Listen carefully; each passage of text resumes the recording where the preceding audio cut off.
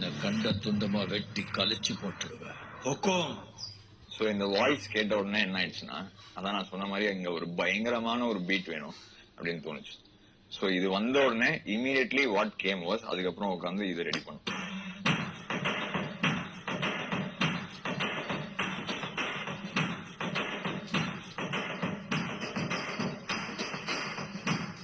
அந்த நான் தான் கிங் டைலாக் முடிச்சுட்டு ஹுக்கும் டைகர் காவுக்கும் இந்த ரிதம் வந்த உடனே ஆட்டோமேட்டிக்கா ஒரு ஃப்ளோவா அந்த ஃபுல் சாங் கேம். அது எப்படி வந்ததுன்னா, ஃபர்ஸ்ட் எப்படின்னா அந்த பீட் மேல ஹலபுலா ஹுலபலா பாபலா ஒரு மாதிரி மென்டல் மாதிரி பாடிருந்தேன்.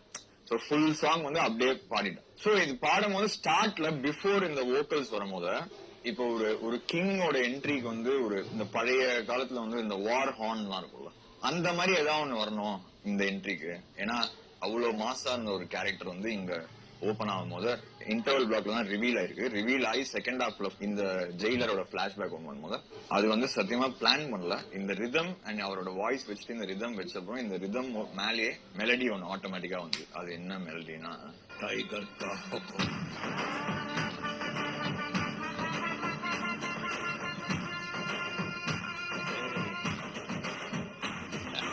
இந்த மியூசிக் வந்து நமக்கு இப்போ இவ்வளோ அது நம்ம நிறைய கேட்டோம். ஆனா இதோட ஒரு மெயின் ட்ரிவியா என்னன்னா, சோ நான் சொன்ன மாதிரி ஒரு வார் ஹார்ன் மாதிரி வரணும். இப்போ நீங்க நினைக்கிற அந்த ஹார்ன் வந்து வேற எதுவுமே கிடையாது. சிரிப்பு வரும், பட் ஓகே.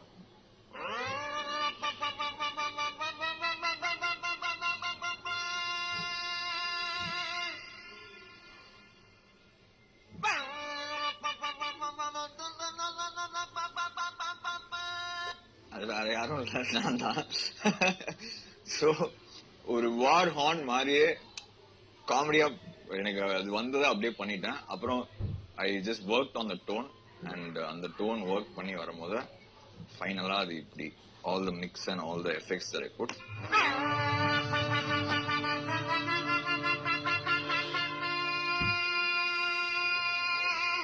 இதுதான் வந்து த சவுண்ட் ஆஃப் ஜெயிலர்.